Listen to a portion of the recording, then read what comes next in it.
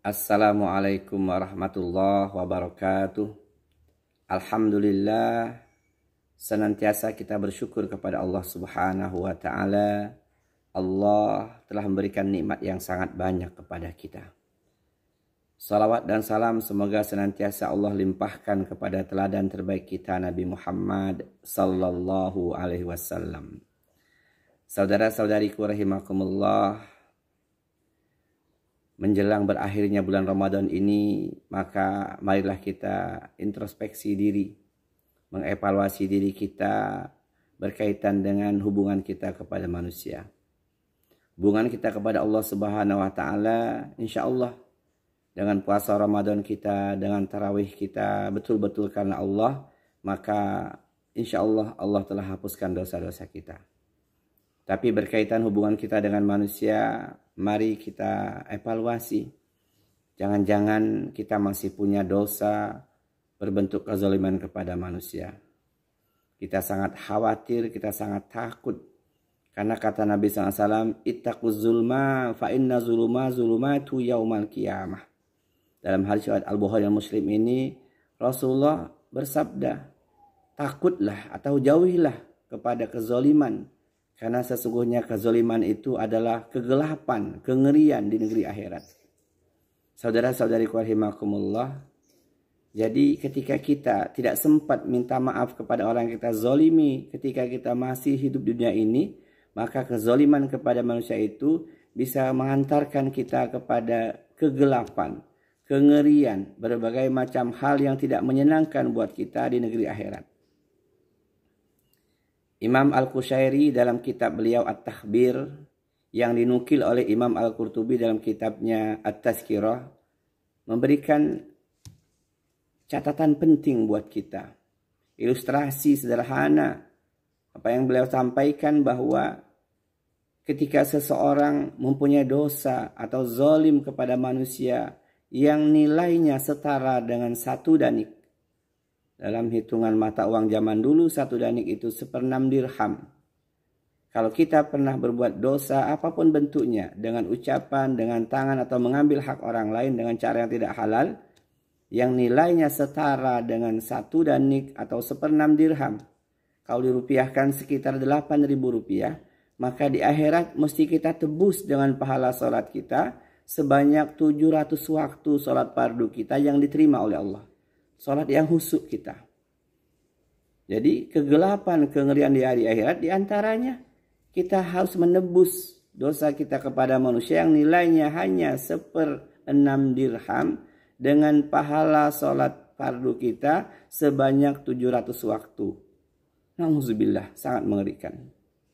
Yang kedua, masih kata beliau Imam Al-Qushairi dalam kitabnya At-Takhbir yang dinukil oleh Imam Al-Qurtubi dalam kitabnya At-Tazkirah, bahwa jika ada orang nanti menghadap Allah pada hari kiamat dengan membawa pahala sebesar 70 pahala nabi. Kita tahu jumlah nabi itu 124.000 orang, rasul itu 313 orang. Nabi dan rasul yang wajib kita imani, kita paham, kita ngerti sejarah kehidupannya 25 orang. Nah, kata beliau, kalau seseorang nanti di hari kiamat membawa pahala sebesar pahala 70 nabi, yang harusnya dia langsung masuk surga. Tetapi karena ada dosa kezaliman kepada manusia yang nilainya hanya setengah danik, kurang lebih 4.000 rupiah, maka tertunda dia untuk masuk surga sebelum orang yang dizaliminya ridho kepada perbuatannya itu. Subhanallah ya, mengerikan. Yang ketiga, kegelapan, kengerian di hari kiamat karena perbuatan zalim kita di dunia ini dan kita belum sempat minta maaf kepada yang bersangkutan. Apa yang disampaikan oleh Imam Sufyan As-Tsauri.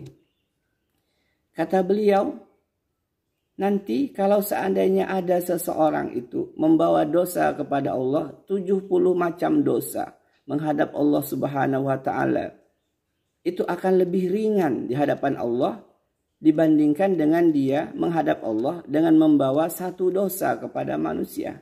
Atau dia bersengketa dengan 1 orang, jauh lebih sulit urusannya di hadapan Allah.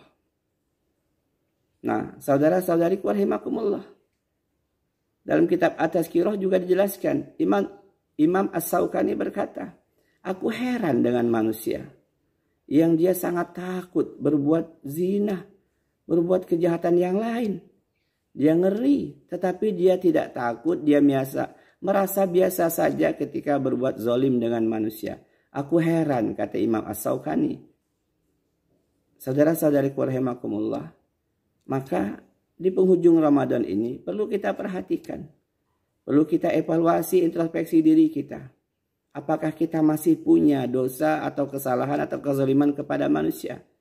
Karena kata Rasulullah tadi, ittaquz zulma fa inna zuluma zulumatu yaumal qiyamah. Jauhilah, takutlah kepada perilaku zalim, karena kezaliman itu akan membawa kegelapan pada hari kiamat, kengerian pada hari kiamat dengan berbagai macam hukuman dan sanksi. Maka seandainya kita merasa pernah berbuat zalim kepada manusia apapun bentuknya, bergegaslah kita untuk minta keridhoannya, minta maaf kepadanya. Man kana lahu mazlimah falyastahilhu, kata Rasulullah. Barang siapa yang berbuat zalim kepada orang lain, maka hendaklah dia cepat-cepat bergegas untuk minta dihalalkan, yakni minta maaf, minta keridhoannya. Wallahu a'lam bishawab. Semoga bermanfaat. Wassalamualaikum warahmatullahi wabarakatuh.